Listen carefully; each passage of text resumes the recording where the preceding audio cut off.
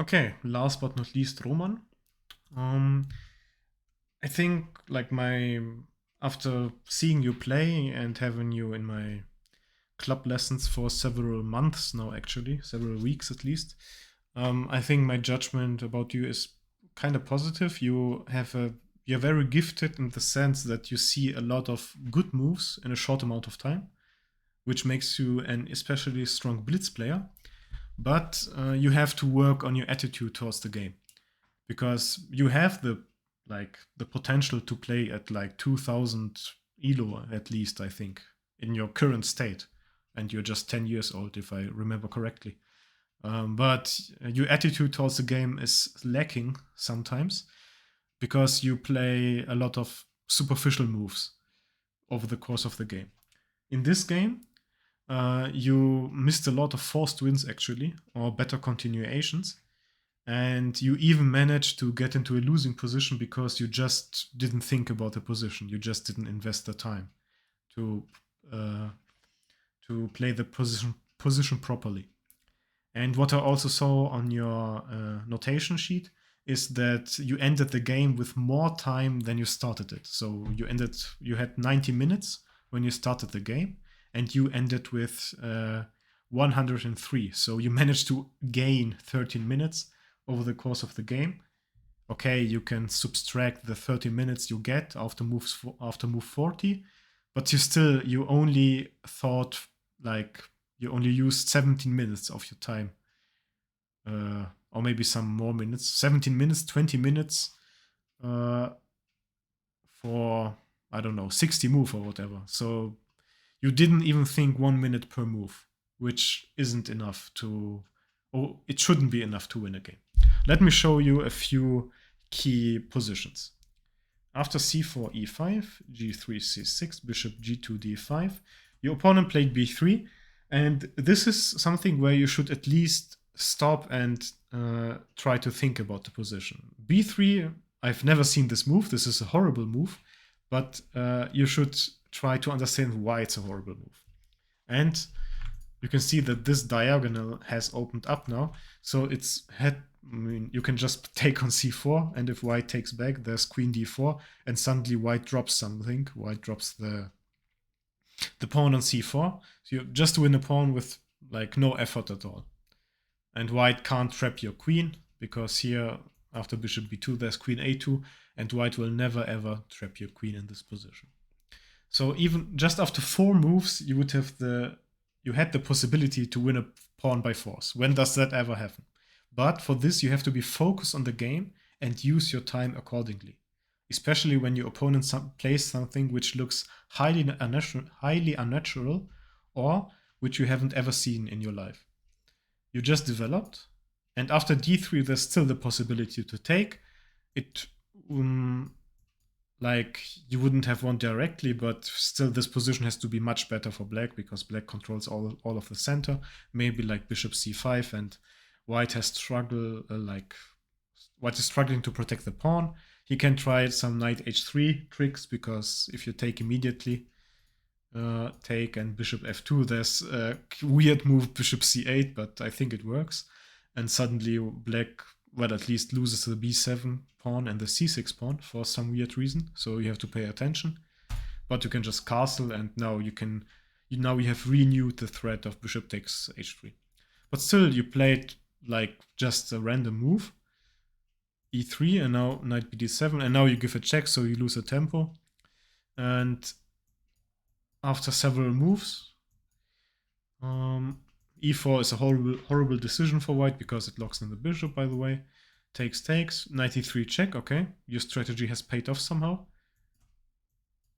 Knight c1, and again, I think you have a forced win here, or at least a way to win material by force.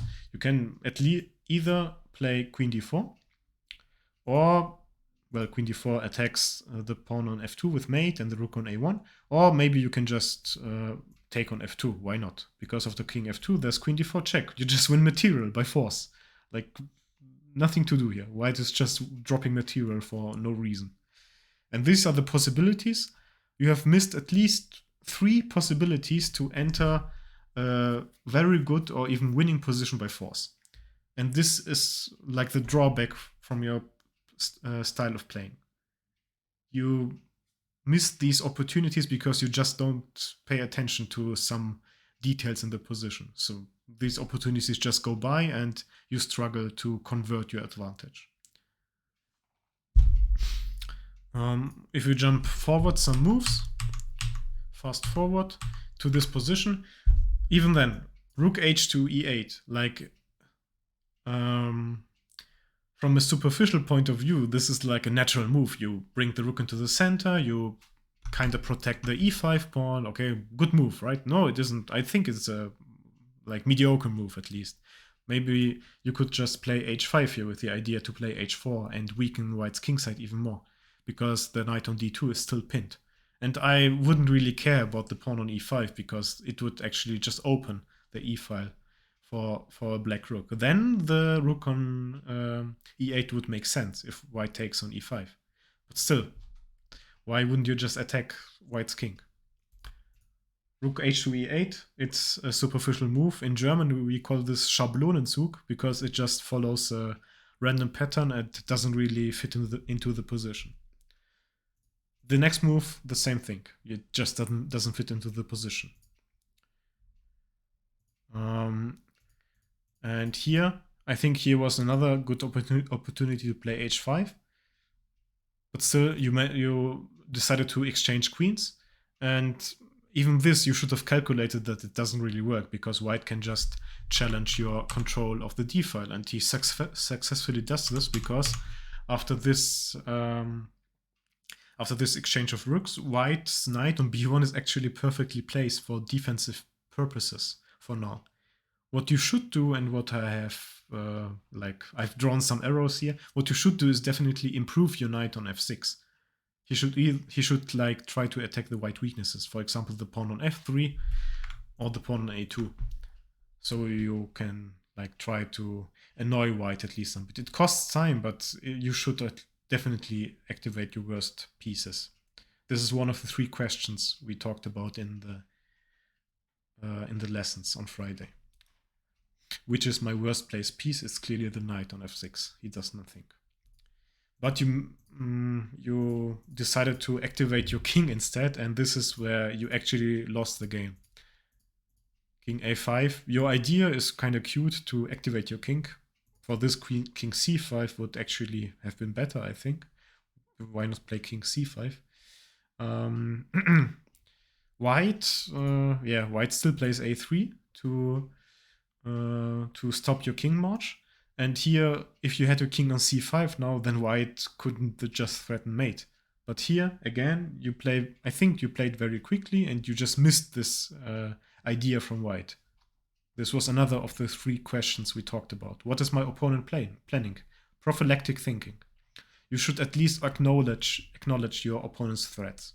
And here, your opponent has a clear threat to play c5 and then just checkmate your king. Very not checkmate, but you make it even worse with playing a6 because you're taking the a6 square away from the king, and now your opponent plays c5, and suddenly you're in big trouble because your king is just getting checkmated. And these are the drawbacks from your style of playing. I think you're a very gifted player, but you have to focus. You have to force yourself to think about certain positions for a longer amount of time. Thinking only 30 seconds about a single move is just, it ain't gonna cut it. At some point you will run into deep trouble, especially when your opponents will get older too, and they will be more mature, and they won't be distracted by your quick playing style. They will just think about the position and crush you, because they will actually find some good resources and you're just playing superficially good-looking moves. You have to sacrifice your rook here, and actually you should have been punished for your superficial moves, for your superficial ideas, but you still managed to outplay your opponent somehow. So, well, take it as a warning sign, as a learning experience. You have to work on your attitude. Like I think you're a very talented chess player, but really your attitude is holding you back, and you could be much stronger if you would if you were more focused during the game?